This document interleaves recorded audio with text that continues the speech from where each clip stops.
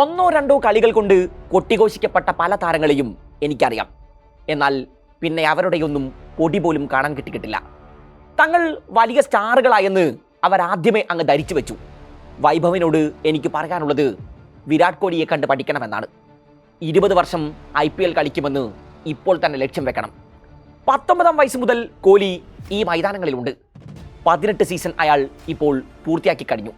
ബീഹാറുകാരൻ വൈഭവ് സൂര്യവംശി IPL-ൽ അരങ്ങേറ്റം കുറിച്ച സമയത്ത് മുൻ ഇന്ത്യൻ താരം വീരേന്ദർ സെവാഗിന്റെ ഉപദേശം ഇതായിരുന്നു. അതൊരു മുന്നറിയിപ്പ് കൂടിയായിരുന്നു. പിന്നെ IPL-ലെ പല റെക്കോർഡുകളെയും കടപുടക്കിയ ഒരു സെഞ്ചുറി. മൈതാനത്ത് വൈഭവിന്റെ ഫിയർലെസ് അപ്രോച്ചിനെ വാനോളം പുകഴ്ത്തി ക്രിക്കറ്റ് ഇതിഹാസം സച്ചിൻ ടെണ്ടുൽക്കർ അടക്കം രംഗത്തെത്തി. താജ്പൂരിലെ മുഖതേശ്വർ സിൻഹ മോഡസി സ്കൂളിലെ 8ാം ക്ലാസ്സുകാരൻ പയ്യൻ. ക്രിക്കറ്റിന്റെ ആകാശ ദൂരങ്ങൾ താണ്ടി അവൻ എത്രയോ നേരത്തെ സഞ്ചരിച്ചു തുടങ്ങിയതാണ്. ഉപദേശ പ്രളയമാണ് ചുറ്റും. പണം കണ്ട് കണ്ണുമഞ്ഞളിക്കരുത്. പെട്ടെന്നുണ്ടായ പ്രശസ്തി ഒരു ലഹരിയാണ്, അതിൽ വീണു പോകരുത്. അങ്ങനെ പലതും. ഇതൊക്കെ തിരിച്ചറിയാനുള്ള പക്വതയിൽ എത്തിയിട്ടുണ്ടോ അവൻ എന്ന് അറിയില്ല.